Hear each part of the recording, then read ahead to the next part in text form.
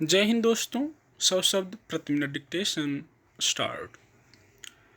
पंजाब के मोहाली स्थित निजी चंडीगढ़ विश्वविद्यालय में कई छात्राओं का आपत्तिजनक वीडियो बनाने और उसे अन्य लोगों को भेजने की जो घटना सामने आई है वह कई स्तर पर दुखी और हैरान करने वाली है।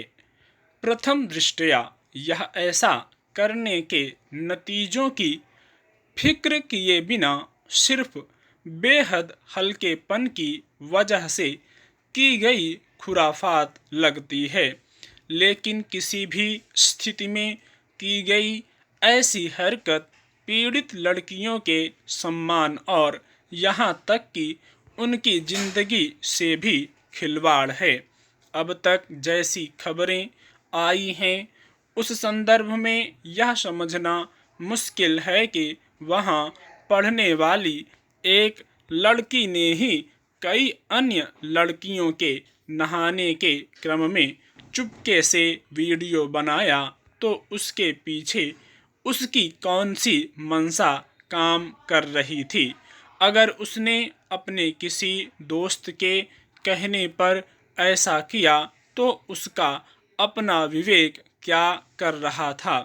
विडंबना यह है कि इस घटना के उजागर होने के बाद जहां समूचे विश्वविद्यालय परिसर में सभी विद्यार्थी आक्रोश से भर गए और विरोध प्रदर्शन करने लगे, वहीं दबाव और तनाव की वजह से कई छात्राओं की हालत बिगड़ने के बावजूद विश्वविद्यालय प्रशासन से लेकर सरकार तक ने मामले को हल्का बनाकर पेश करने की कोशिश की।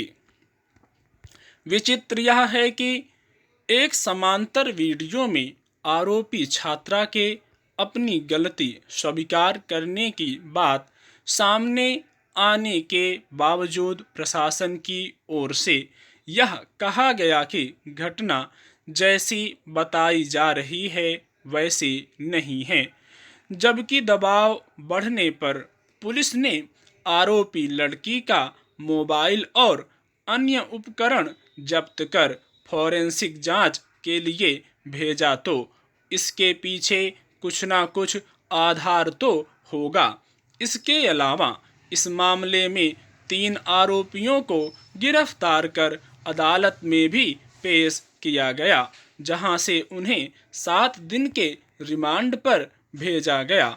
अगर इसके पीछे कोई और व्यक्ति या समूह है तो उसे भी कानून के कटघरे में लाया जाना चाहिए। किसी भी संवेदनशील व्यक्ति की यह मांग होगी कि अगर ये आरोप साबित होते हैं तो कानून के मुताबिक दोषियों को सख्त सजा मिले। लेकिन सवाल यह भी है कि विश्वविद्यालय में पढ़ने वाली छात्राओं के लिए जो छात्रावास बनाए गए हैं उसमें नहाने की वह कैसी व्यवस्था है कि किसी छात्रा या अन्य व्यक्ति को चुपके से वीडियो बना लेने का मौका मिल जाता है।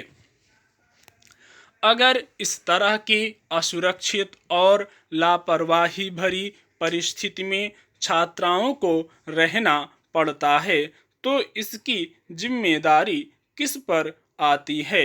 इस तरह की व्यवस्था से जुड़े प्रश्नों को नज़रअंदाज नहीं किया जा सकता, खास तौर पर जब ऐसी घटना होने की खबर आ चुकी है।